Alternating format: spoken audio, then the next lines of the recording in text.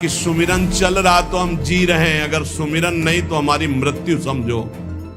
लोहे को जैसे काटने वाला काट डालता है, ऐसे ये वासनाएं काट डालती है साधक को।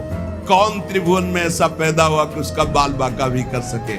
तुम्हें सिद्धावस्था प्राप्त करने के लिए कोई विशिष्ट साधना नहीं करनी, क्योंकि जैसे बट वृक्ष की छाया में बैठे हुए को धूप नहीं लग सकती, ऐसे गुरु कृपा पात्र को माया नहीं सता सकती। अपने आप सिद्ध हो जाओगे, अपने आप भगवत प्राप्त हो जाओगे। समझो पहले, मोक्ष मूलम गुरु कृपाए। तुम ऐसा करो तुम्हारा काम हो जाएगा। भला ऐसा करने से काम कैसे हो सकता? खत्म खेल, गए तुम। ऐसा करो काम वो पक्का हो जाएगा, पक्का हो जाएगा। बिना पढ़े चारों वेद प्रकाशित हो गए, ऐसा कैसे हो सकता है? ये गुरु कृपा। गाय चराने को आदेश कर दिया, गाय चराते ही ब्रह्म प्राप्त हो गए। मन की पटकी खाने वाले तो करोड़ों अरबों मिलेंगे, लेकिन मन को पटक दे ऐसा कोई गुरु का चेला मिलेगा। गुरु मेहरबान तो ये चेला पहलवान। अब पटक देगा अपने मन को। युक्ति पा गया ना। कहते दरिया भी तेरी, लहर भी तेरी, नैया भी तेरी, खेवैया भी तेरी, अब क्या मुझे परेशानी। भक्ति के अनेक साधन हैं। बड़े बड़े महापुरुषों ने, ऋषियों ने, ब्रह्म ऋषियों ने भगवत प्राप्ति की बड़ी साधनाएं बताई है, व्याख्याएं की है। यहां उत्तमा भक्ति का क्या स्वरूप है, बहुत समझने का विषय है। सर्वोत्तम भक्ति का क्या लक्षण है? तो बोले अन्याभिलाषिता शून्यम ज्ञान कर्माद्यनावृतम आनुकूल्येन कृष्णानुशीलनम भक्तिरुत्तमा। जो सौंदर्य माधुर्य निधि बड़े बड़े महात्मा, बड़े बड़े ब्रह्मज्ञानी तपस्वियों के भी मन को बरबस खींच लेते हैं। बड़ी अद्भुत रूप माधुरी जिनकी है, अनंत प्रभुता है जिनकी, अनंत ऐश्वर्य है जिनकी। भगवान देवादिदेव महादेव और ब्रह्मा जिनकी आज्ञा का पालन करते हैं, जो उनके चिंतन में रहते हैं, वो सबके मूल आश्रय तत्व भगवान श्री कृष्ण चंद्र जो। अनुकूलता युक्त अनुशीलन, उत्तमा भक्ति का लक्षण श्री कृष्ण अनुकूल लेना।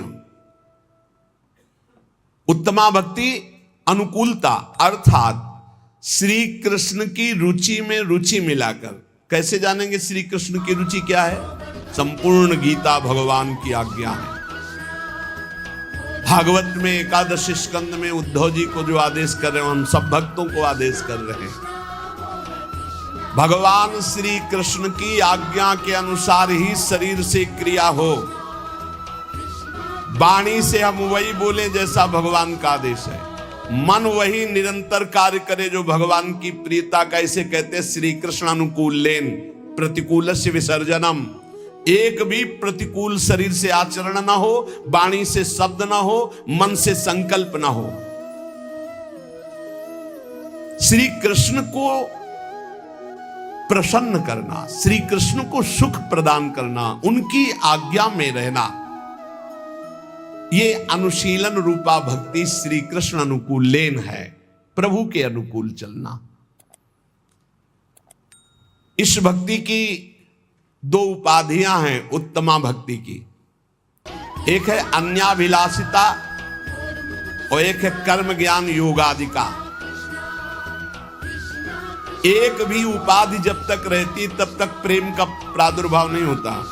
जो उत्तमा भक्ति है वो अन्याभिलाषता शून्य है, लेकिन अन्य कोई अभिलाषा है या कर्म या ज्ञान से संबंध है तो प्रेम प्रकट नहीं होगा। कल एक ज्ञानी आए थे, उन्होंने कहा कि हम 1.5-2 वर्ष से आपको सुन रहे हैं, बहुत परिवर्तन हुआ है, अच्छा लग रहा है, पर बीच बीच में हमारा मन उदास हो जाता है। आप प्रेम की बात करते हो, भगवान की बात करते हो, आप भक्ति की बात करते हो, तो भक्ति तो द्वैत है। और थोड़ा हमको ज्ञान मार्ग अच्छा लगता है, अद्वैत। तुमने कहा कौन से ज्ञानी हो तुम? प्रेम और भक्ति तुम अभी द्वैत समझते हो? अभी कहा तुम, अरे अद्वैत के आगे की प्रेम भक्ति की वार्ता हो रही, तुम समझ कहां पा रहे हो? दृष्टि गई तो बढ़िया मांग कढ़ी हुई थी और बढ़िया। तो हम कहा प्रभु अभी तो ब्रह्मबोध तो हुआ नहीं आपको, नहीं तो प्रेम को आप ऐसा नहीं कह सकते। प्रेम द्वैत नहीं होता। प्रेम गलियति साकरी तामे दो न समाए, तो द्वैत कैसे होगा प्रेम में? अद्वैत से फिर ये जो भाव आता है ये महान पवित्र। पहले द्वैत से अद्वैत, और अद्वैत से जो द्वैत का भाव है महान, ये नहीं समझ में आएगा। इसमें तन मन के बिछड़े नहीं, चा बढ़े दिन रैन, कबों संजोग न मानही, देखई भरी भरी नैन। यहां अपनी सुदिना रही, एक रहो नंदलाल, एक रहो नंदलाल। आपको ब्रह्म बोध है? ईमानदारी से बताओ, आपका शब्द कह रहा है कि आपको नहीं है। नहीं नहीं, अभी तो हम प्रयासरत हैं। फिर कैसे कह दिया कि हम द्वैत को बोलते हैं? द्वैत को नहीं बोलते, हम अपनी आत्मा को बोलते हैं। आत्मा हरिवंश प्रगट परमानंद सी हरिवंश। हम आत्म गुणगान कर रहे हैं, किसी और का गुणगान थोड़ी कर रहे हैं। आत्मा हरिवंश, हा हरि रा राधा बा वृंदावन सा सहचरी। वृंदावन में विराजमान सहचरियों के मध्य में श्यामा श्याम कौन है? हमारी आत्मा है। आत्मा हरिवंश प्रगट परमानंद सी हरिवंश प्रमाण मनम। श्री हरिवंश विदित विधि वेदम, श्री हरिवंश जो तत्व अभेदम। हम अभेद तत्व का वर्णन कर रहे हैं। कहा हो तुम भेद में हो, इसलिए तुम्हें भेद का चश्मा लगा है तो भेद ही दिखाई देगा, और अभेद का चश्मा लगा है तो अभेद दिखाई देगा। कर्म ज्ञान योगादि मिश्रण नहीं है हमारी भक्ति में, ये विशुद्ध भक्ति है। अब या में मिलो नहीं मिले न कछु, जब खेलत रास सदा बल में। अभिलाषा भोग कामना की और मोक्ष कामना की, इन दोनों की कामनाओं का त्याग करने वाला अन्याभिलाषता शून्य है, ना भोग की और ना मोक्ष की। और यहां ज्ञान अहम ब्रह्मास्मि, इसकी जरूरत नहीं है। यहां योग हठ योग आदि की जरूरत नहीं है। यहां कर्म किसी फलाकांक्षा से नहीं होता है, किसी लौकिक पारलौकिक भोगों के लिए नहीं होता है। हां, यहां ज्ञान है क्या?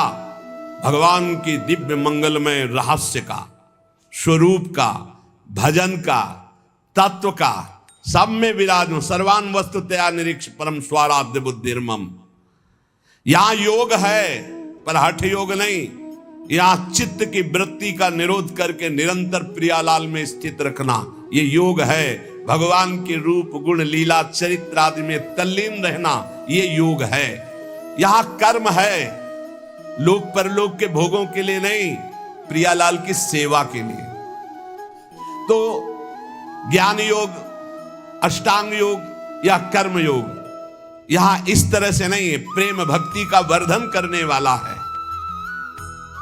जो सकाम भक्त है, प्राय लाखों भक्तों में कोई एक निष्काम होता हो तो होता हो, उसमें भी संशय है नहीं। लोक परलोक की, मोक्ष की, कल्याण की, पापनाश की, सुख की कामना कुछ न कुछ बनी ही रहती है। सकाम भक्ति 3 प्रकार की होती है। जो भोगों की चाह, या हमारा नाम हो जाए, हमारी कीर्ति हो जाए, हमारा ऐश्वर्य हो जाए, बड़ा विचित्र खेल है। अपना नाम करना, गुणगान प्रभु का गा रहे हैं, नाम अपना चाहते हैं। कीर्ति प्रभु की गा रहे हैं, कीर्ति अपनी चाहते हैं। प्रभु की बात कर रहे हैं, प्रतिष्ठा अपनी चाहते हैं। भक्ति का स्वांग है, कामना है, यश कीर्ति नाम प्रतिष्ठा, विषय भोग, ऐश्वर्य, समुदाय। जिनके एक रोमकूप में अनंत ब्रह्मांड वास करते हो मेरे प्रीतम है, वो काफी हैं, तुम्हारी जरूरत नहीं। तुम्हें जरूरत हो तो आओ, हमें तुम्हारी जरूरत नहीं, तुम्हें जरूरत है तो द्वार खुला है। दिख रहा